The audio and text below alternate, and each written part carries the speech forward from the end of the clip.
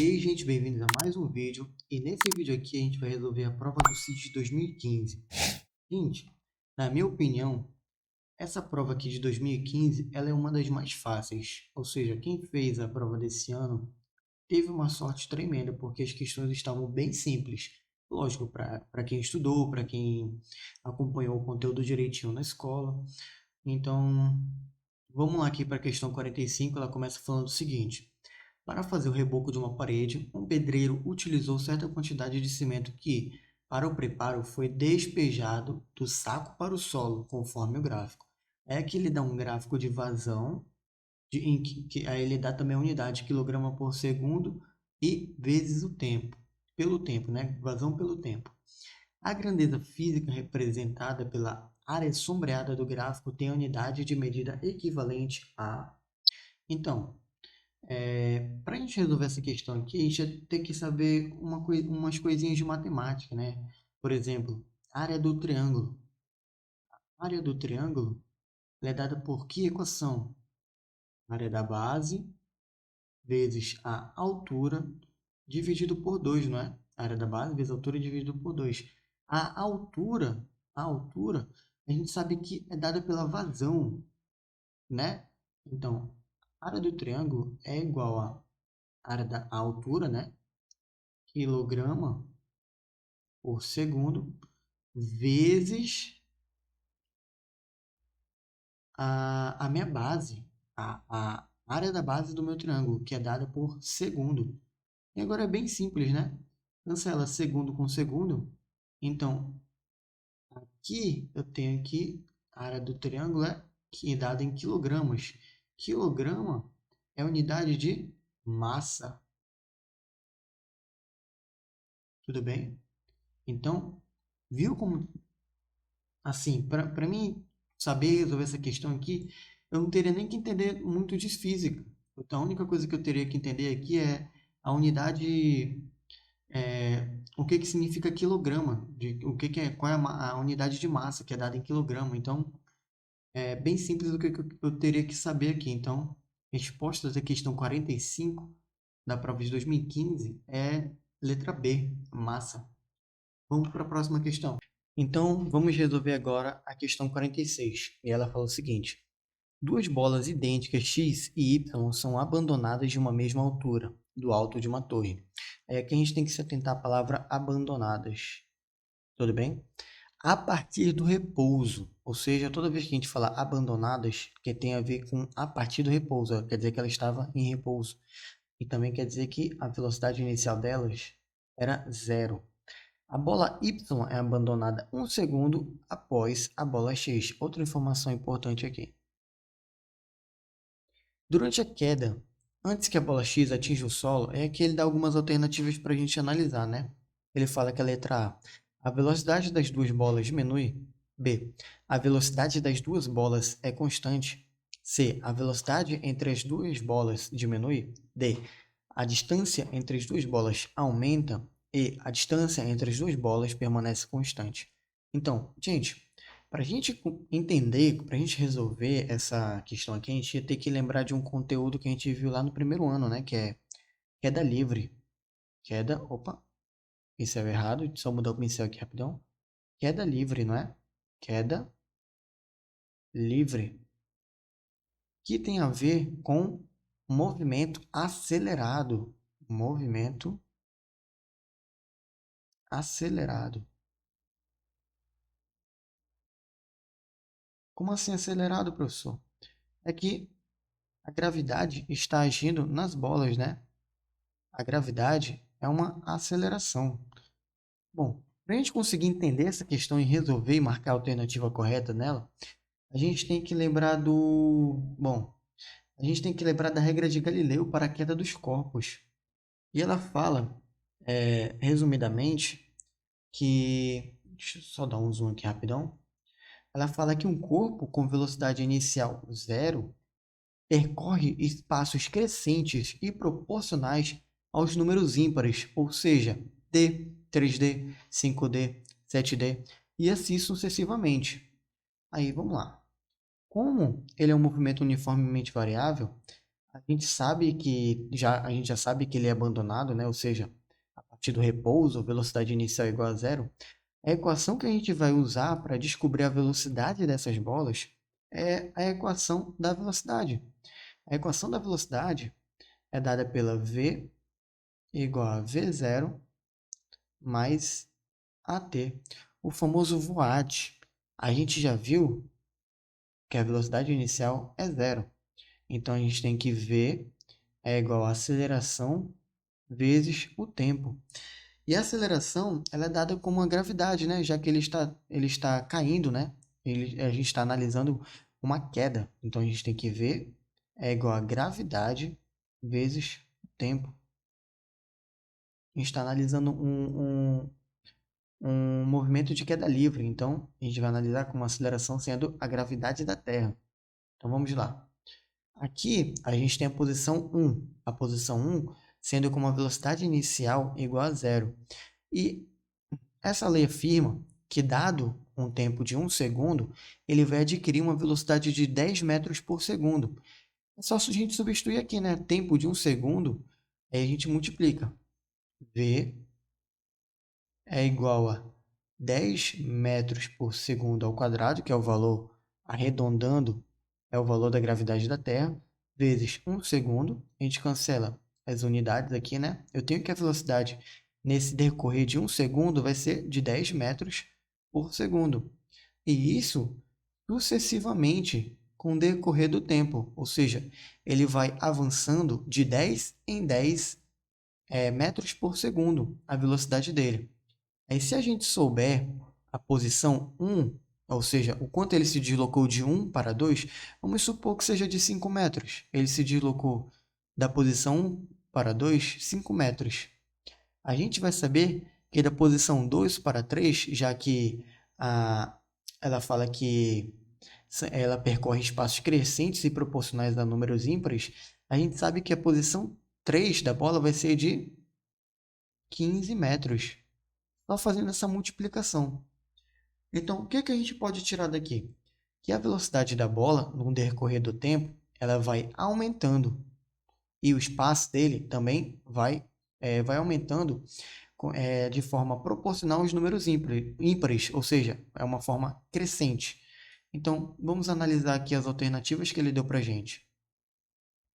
A velocidade das duas bolas diminui? Não, né? A gente acabou de ver que com o passar do tempo, a velocidade da bola tende a aumentar. Então, a letra A, errada. A velocidade das duas bolas é constante? Bom, a gente acabou de ver que com o passar do tempo, novamente, a velocidade dela tende a aumentar de forma crescente, não é? A distância entre as bolas diminui? Bom, aqui a gente tem que se atentar que ele fala que a bola é abandonada 1 segundo, a bola Y é abandonada após 1 segundo da bola X. Então, imagina, aqui eu tenho a posição da minha bola X. Aqui minha bola X de vermelho. Eu vou abandoná-la. Ela está descrevendo isso, ela vai se encontrar aqui na posição 2. No decorrer desse 1 segundo, eu vou soltar a minha bola Y. Quando eu soltar a minha bola Y, a minha bola X já vai estar aqui. Ou seja, a cada 1 segundo, a minha bola X está avançando a mais do que a bola Y. Ou seja, letra C também está errada. D. A distância entre as duas bolas aumenta? Sim, a distância entre as duas bolas vai aumentar com o passar do tempo, porque a bola Y ela foi abandonada 1 segundo após a bola X. Então, essa daqui pode ser correta. Para a gente ter certeza, vamos analisar a letra E. A distância entre as duas bolas permanece constante? Não, né? Permaneceria constante se as duas bolas se elas fossem abandonadas ao mesmo tempo. Então, a alternativa correta é a letra D. Então,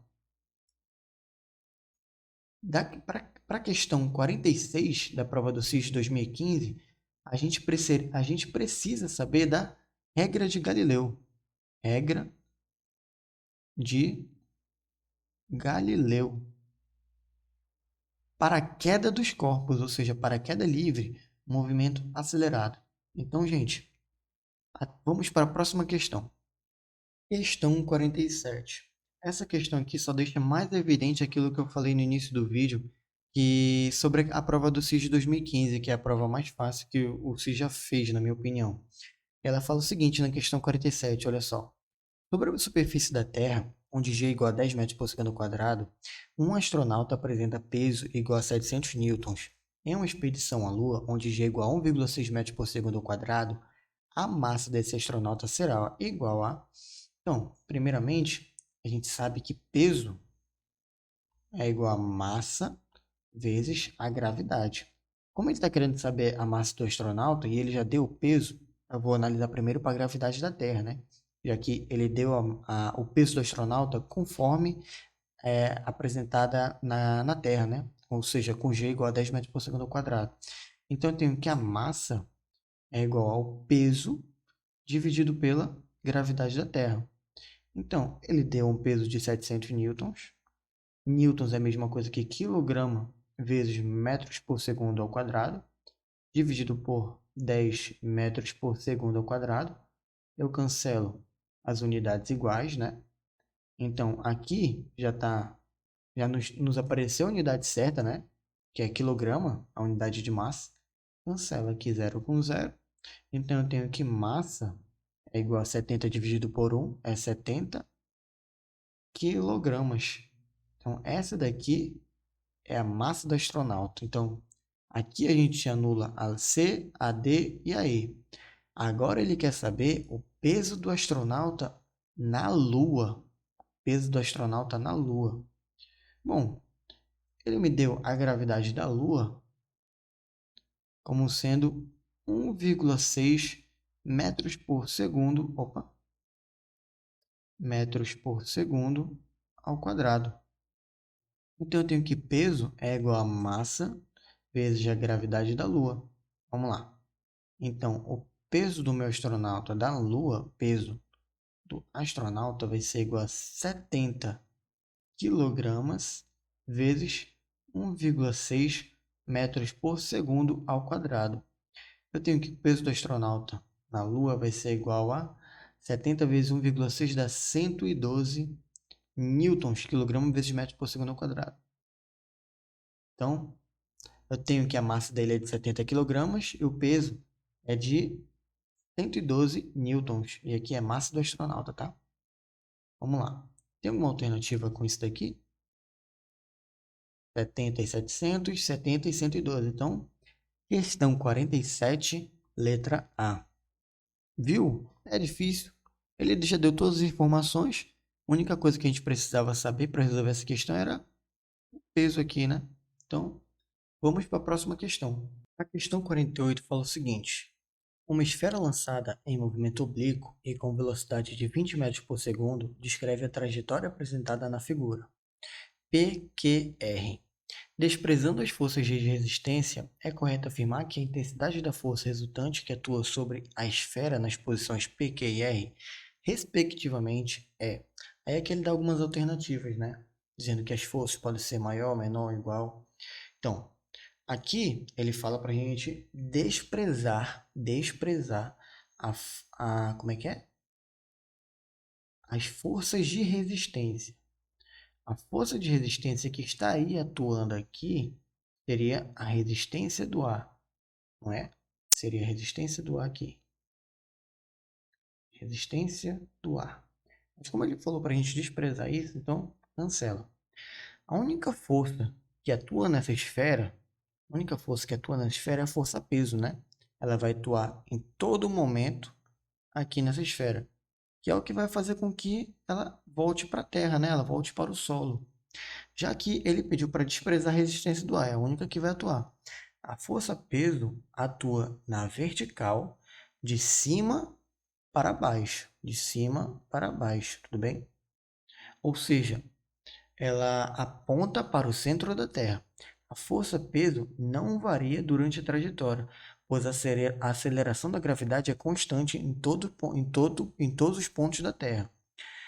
Então, a única alternativa correta aqui seria a letra E, já que a gente está analisando conforme ele pede para a gente desprezar a resistência do ar. Então, a gente considera só a gravidade.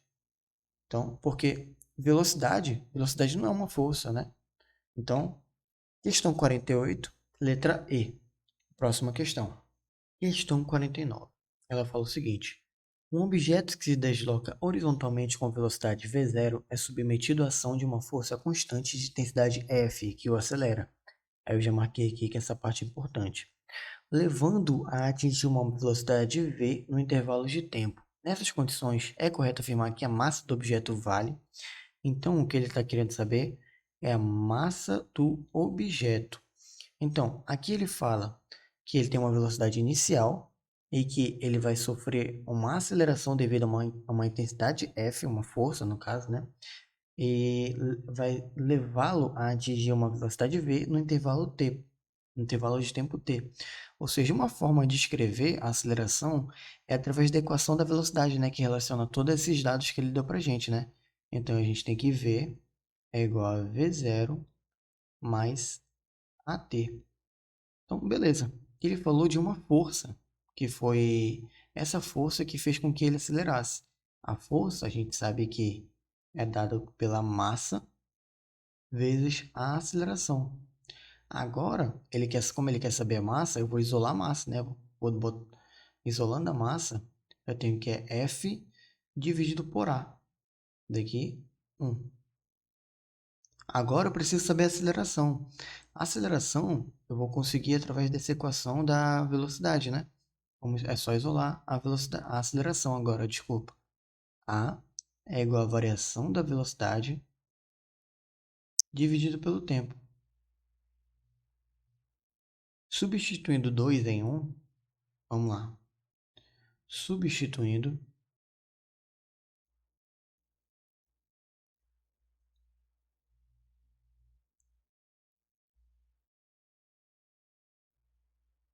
a gente tem, que a massa é igual a força dividido pela variação da velocidade dividido pelo tempo. Agora eu vou conservar a primeira fração e multiplicar pelo inverso da segunda. A gente vai ter que a massa é igual a força multiplicada pelo tempo dividido pela variação da velocidade, né? Então, vamos ver se nós temos essa alternativa. Peraí. Ft dividido pela variação da velocidade. Então, letra B. Resposta correta, letra B. Então, questão 49 da prova do CIS 2015, letra B. Vamos para a próxima questão. Questão 50. Ela fala o seguinte: a uma mola presa no teto de uma varanda foi suspensa uma gaiola com um passarinho, o que provocou, no ponto de equilíbrio, uma deformação D da mola igual a 10 centímetros. Então aqui ele está dando uma deformação da mola para a gente de, vou botar a caneta aqui, 10 centímetros.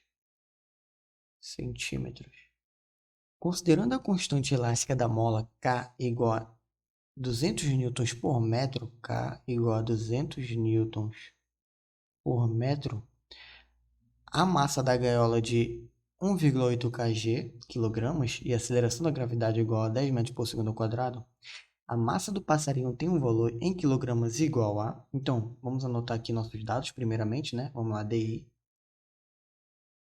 Ele me deu um K valendo 200 newtons por metro. Ele deu uma deformação que a gente denota como sendo x, né? É uma deformação de 10 centímetros. Ele me deu a massa da gaiola de 1,8 quilogramas e me deu uma gravidade para trabalhar bem arredondada, né, de 10 metros por segundo ao quadrado. Então vamos lá. Isso daqui, para resolver essa questão aqui, a gente tem que entender da segunda lei de Newton, né? E um pouquinho sobre força elástica. A gente sabe que a força elástica, ela é dada como sendo K vezes X. Aí aqui pode aparecer um menos que fala sobre a deformação, né, dela. Mas vamos trabalhar com o módulo da minha força elástica, tudo bem? Vamos lá. Aqui, deixa eu digitar isso igual. Então, outra coisa que a gente teria que saber para resolver essa questão é peso. O peso é dado como sendo a massa vezes a gravidade. Até aí tudo bem, né? Aqui a gente vai aplicar a segunda lei de Newton. Vamos lá? Cadê? Deixa eu botar aqui uma canetinha. Para cima, a gente vai ter a força elástica. Para baixo, a gente vai ter o peso do passarinho, vou chamar de peso do passarinho PP aqui, e o peso da gaiola. Ou seja, aqui a gente tem uma igualdade, né? Eu vou chamar isso daqui tudo de peso total, tudo bem? Peso total. Eu tenho que a minha força elástica é igual a o peso total. A força elástica, a gente viu que ela é dada como K vezes X. Isso daqui vai ser igual ao peso total. Só que, repare, o peso total ele vai ser dado como sendo a massa da gaiola, a soma da massa da gaiola com a massa do passarinho, vezes a gravidade, de 10 metros por segundo ao quadrado. Vou botar G mesmo. G, de 10 metros por segundo ao quadrado. Tudo bem? Então, vamos lá. Então, o peso total ele é dado como sendo a soma das massas, né? A massa da gaiola mais a massa do passarinho, vezes a gravidade. Para isso daqui não ficar muito feio, eu vou dividir pela gravidade em ambos os lados, para anular essa gravidade daqui. Então, eu tenho que... Então, aqui do lado esquerdo da minha igualdade, eu vou ter K vezes X dividido por G é igual a massa da gaiola mais a massa do passarinho. Então, a gente tem que a massa do passarinho é igual a K vezes X dividido por G menos a massa da gaiola. Agora é só substituir todos os valores que ele deu para a gente, né? Opa, aqui é a massa do passarinho. Ele deu a constante elástica com o valor de 200 newtons por metro. Ele deu a deformação da mola como sendo 10 centímetros. A gente tem que transformar para SI, né? 10 centímetros para metro é 0,1 metros. Então, multiplicado por 0,1 metros dividido por 10 metros por segundo ao quadrado menos a massa da gaiola. A massa da gaiola, eu esqueci qual foi o valor da massa da gaiola, foi de 1,8 quilogramas, ou seja, 1,8 quilogramas. Então, agora é só efetuar essa matemática aqui. Vamos lá, 200 newtons por metro vezes 0,1. Primeiro, vamos cancelar aqui, né? Metro vai com metro. 200 vezes 0,1 fica 20.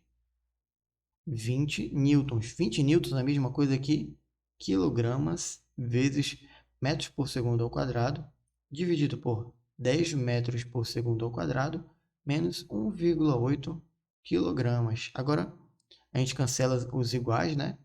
10 metros por segundo ao quadrado, cancela com metros por segundo ao quadrado. 20 dividido por 10 vai ser 2 quilogramas, né? Então, eu tenho que a massa do passarinho é igual a 2 quilogramas menos 1,8 quilogramas.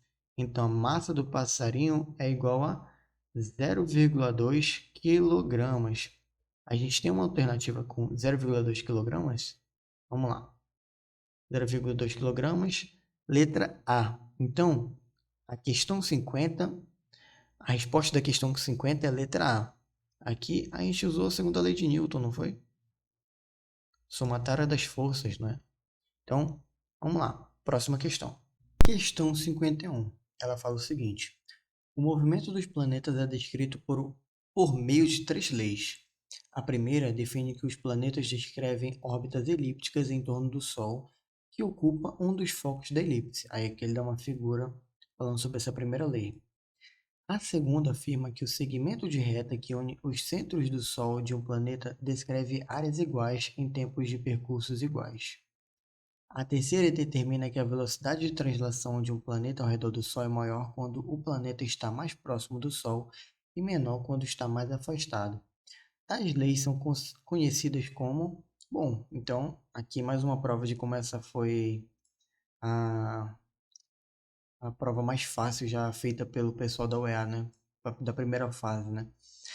Aqui ele pergunta, né, de como é que ela é conhecida, né? Com lei de Torricelli, lei de Newton, lei de Kepler, lei de Celsius, lei de Pascal. E essa daqui a gente pode fazer por eliminação, né? A letra A, ele fala que é lei de Torricelli. Lei de Torricelli. Torricelli, isso lembra alguma coisa para você? Bom, primeiro, não é lei de Torricelli, a gente conhece como equação. Equação de Torricelli. Torricelli, dois L aqui, né? Torricelli. É aquela que nos permite calcular a velocidade final de um corpo com um movimento uniformemente variável, ou seja, com uma aceleração constante. Você se lembra qual é a equação, né? Aquela v ao quadrado é igual a VO ao quadrado mais duas vezes a aceleração vezes a variação do meu espaço, ou variação do meu deslocamento. Então, letra A não é, né? Então, cancela aqui. A B, ele fala leis de Newton. Leis de Newton? Lógico que não, né? Leis de Newton a gente tem três, né? A primeira lei, que é conhecida também como inércia, a primeira lei que é inércia, né? O que que a inércia fala, gente? Todo um corpo continua em seu estado de repouso ou de movimento uniforme, em linha reta, a não ser que seja forçado a que esse estado mude, ou seja, tem que aplicar uma força para que ele mude, né? A segunda lei é conhecida como lei da dinâmica, ou segunda lei de Newton da dinâmica, né? Dinâmica. Aqui surge a nossa equação, aquela equaçãozinha, né? Força resultante igual a massa vezes a aceleração. Aquela que fala que a mudança de movimento é proporcional à força imprimida no corpo e é produzida na direção de linha reta no qual a força é aplicada, né? Então, essa é a segunda lei de Newton. E a terceira lei de Newton, a mais conhecida de todas, que é a força, aqui é a ação e reação, né? E toda ação tem uma reação de mesma intensidade e sentidos opostos. Ou seja, aqui eu dou uma bola A e aqui uma bola B. Aqui B e aqui A. Vão surgir forças em sentidos opostos, ou seja, a força de A para B e a força de B para A. Então, aqui, a terceira lei de Newton fala sobre ação e reação, né? A C, a letra C é a resposta, né? Peraí, a B a gente já viu que não é. A C é a nossa resposta, mas vamos ver por que que não é a letra D, né? A letra D, ela fala que, vamos lá, letra D, ela fala que é a lei de Celsius. Primeiro, Celsius fala sobre uma escala termométrica. Você normalmente já deve ter ouvido, quantos graus está fazendo hoje? Ah, está fazendo 24 graus Celsius hoje e tal. E com essa, é, com essa escala termométrica, permite até algumas conversões que a gente consegue calcular pela equaçãozinha aqui. Graus Celsius dividido por 5 é igual a graus Fahrenheit menos 32 dividido por 9. Aqui umas conversões, né, de graus Celsius para graus Fahrenheit. Então, letra D também não é. A letra E, ele fala sobre leis de Pascal. Leis de Pascal, primeiramente, é conhecido como princípio de Pascal. Não tem muita diferença entre lei e princípio, mas é só de como ela é conhecida, né? Primeiramente, Pascal fala que um fluido, que qualquer pressão exercida em um ponto de um fluido vai se transmitir integralmente por esse fluido. E com isso surge aquela prensa hidráulica, né? Ou seja, aqui um embolo com uma área 1 e aqui outro embolo com uma área 2, eu exerço uma força aqui no meu embolo 2 e vai fazer com que o meu embolo 1 vá para cima, né? O meu embolo 1 se desloque. Aí surge uma equação, uma relação entre esses embolos, que a força 1 sobre a área 1 é igual a força 2 sobre a área 2. Então, nenhuma dessas alternativas aqui era a correta. O que sobra apenas a lei de Kepler, né? Leis de Kepler. Então, a resposta da nossa questão 51 é a letra C. Então, vamos para a próxima questão. 1, 2, 3 e já. A questão 52 fala o seguinte. Essa daqui também só vai provar cada vez, vai deixar mais evidente para a gente como a prova de 2015 foi fácil demais. Ela fala que uma massa de 0,5 kg de mercúrio, a temperatura ambiente precisa ser completamente armazenada em um recipiente sem que transborde, ou seja, sabendo que a densidade do mercúrio é 13,6 gramas por centímetro cúbico, será necessário utilizar um recipiente cujo volume interior mínimo seja próximo de... Então, o que ele quer saber aqui? Ele quer saber o volume, não é? O volume, a gente sabe, ou deveria saber, né, que é dado pela divisão da massa pela densidade. E tudo ele já forneceu aqui pra gente, né?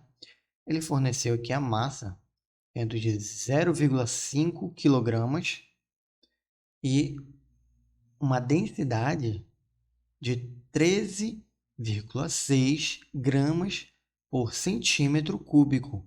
Agora é só a gente substituir, né? Na verdade, não, né?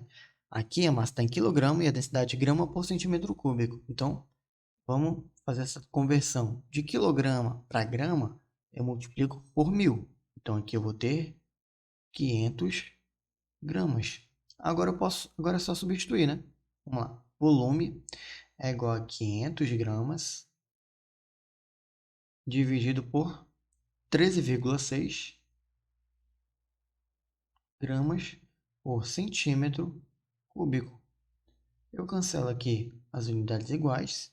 Eu vou ter que o volume é igual a 36,7 centímetros cúbicos.